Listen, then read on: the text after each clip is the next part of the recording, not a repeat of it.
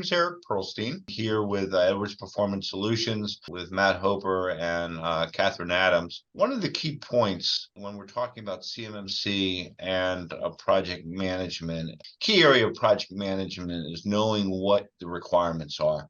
What's the scope to do the work? Putting on our CMMC hat, we talk scoping as a key area in identifying, looking at one's enterprise infrastructure. Matt, when you start with scoping, we talk about building that foundation of your SSP. Why is scoping so important to establish that criteria to meet the CMMC expectations?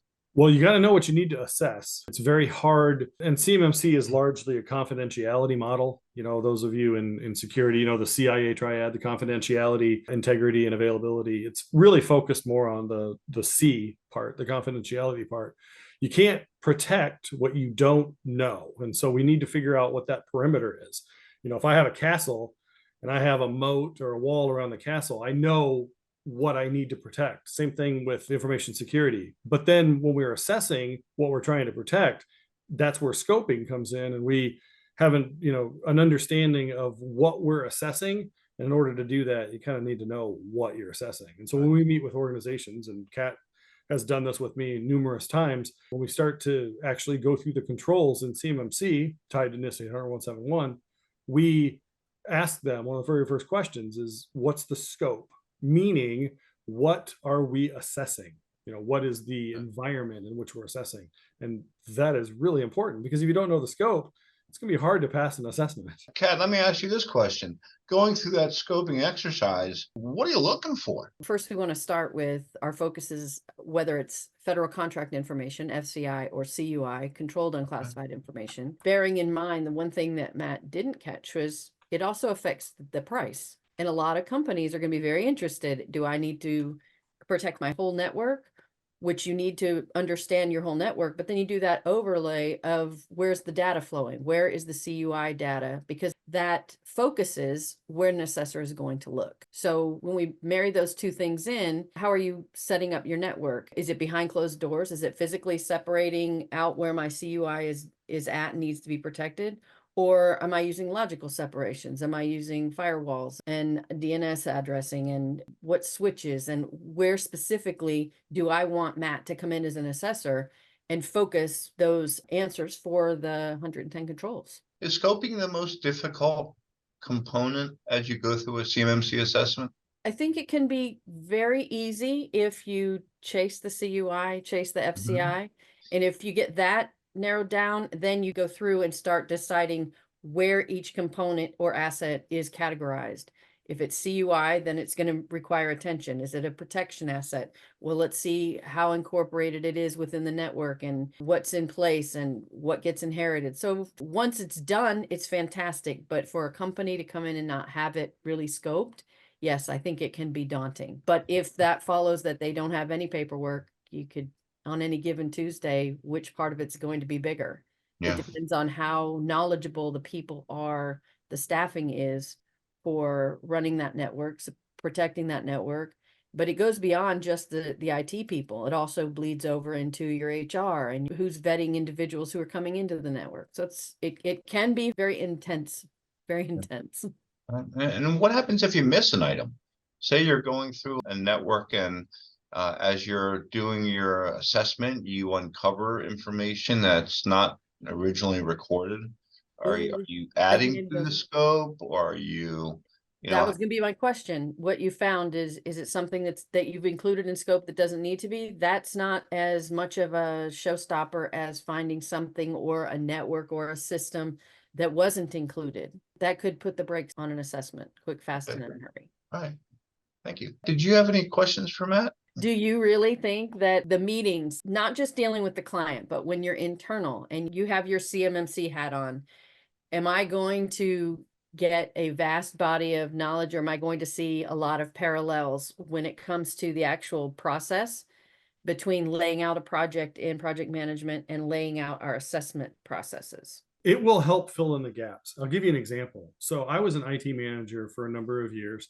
And then I had said, I'm tired of not having nights and weekends. So I'm going to do a career shift. And so I went to grad school And in grad school, I found something that was very interesting to me, and that was business analysis. And I was like, you know what? I think I want to be a business analyst. So I quit in the IT management realm, and I went and became a business analyst. And I was a business analyst and a project manager for a little over 2 years.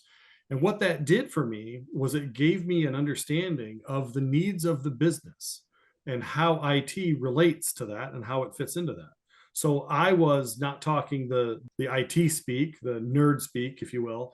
I was now talking to the business and figuring out what the business needs were. And what that did for me is that filled in gaps. So then I could sit in a room with senior management and IT and translate what the other ones, what they were saying, because they don't understand each other. You know, the IT is talking one language, business leadership is talking another language. They're talking at each other and they don't understand.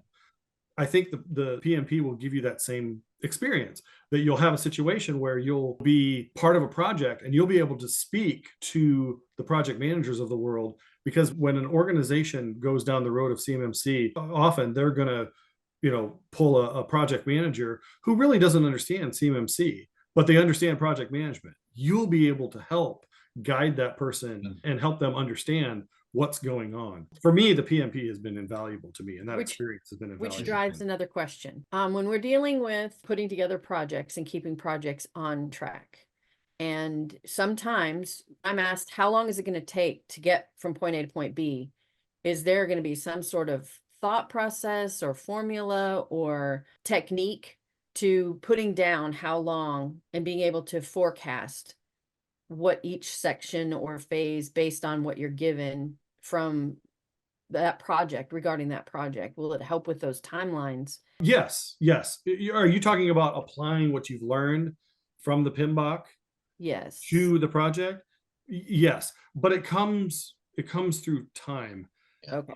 No one studies for the PMP, goes through that big thick book, the PMBOK, and then knows exactly what to do in every situation. It's theory, right? And that's why with the PMP, there is that experience component. They not only want you to have the 32 hours of training and go through and pass the exam, they also want you to have the years of experience to show that you know how to do it. And it's trial and error. I've been a PMP for 7 years now, been managing projects for way longer than that, probably close to 20 years, if not more.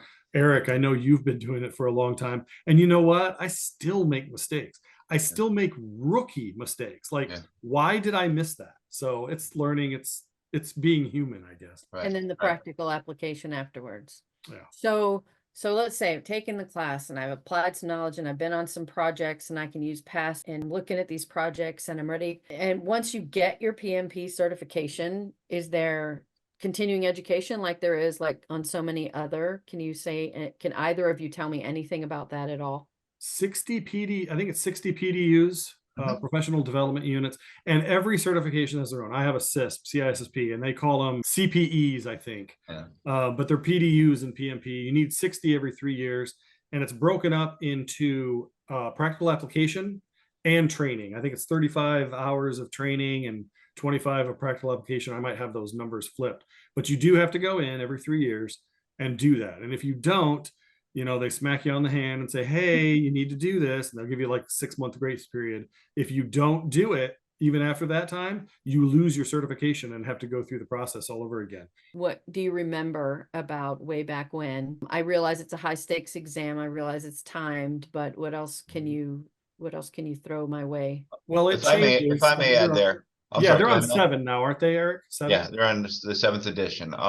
What's most important is that when you're preparing to take the PMP exam, you're taking a PMP exam, not how you were trained in a college and how to do project management, not your work environment where your particular organization teaches you how to do project management. You're taking a PMI exam, which means it's the PMI way. So it's a multiple choice, 150 multiple choice questions, or 200, I forgot I think it's 200. And you have to put on that PMI hat and answer the question as if a PMI person is going to be reviewing the answers. As far as the preparation, don't memorize it. You want to understand it. because what happens is you become accountable. If you have your PMP after your name, I've had my PMP, again, as I mentioned earlier, for many, many years, you are now accountable. So you have to understand the best practices, not in memory, not to memorize them, but understand them so you can apply them to your day-to-day. The final point that I'd like to mention as far as this dialogue is that having my PMP and my risk management professional certification, as long as I have had, has really helped me understand CMMC best practices. It's helped me understand the controls and the objectives and the intent and the value of each of the controls and the objectives, because I was able to align those objectives, those CMMC controls, to my project management background. So it helped me really understand putting the two together. And I feel, Kat, in your position, you understand CMMC like the back of your hand. You'll be able to put the puzzle together much easily when you're going through the project management professional training. So that's the one mention I want to leave with you regarding this subject matter. So thank you both for this time. Appreciate it. Thanks, Eric. Thanks, Matt. Yeah, thank you. It's good talking to you guys.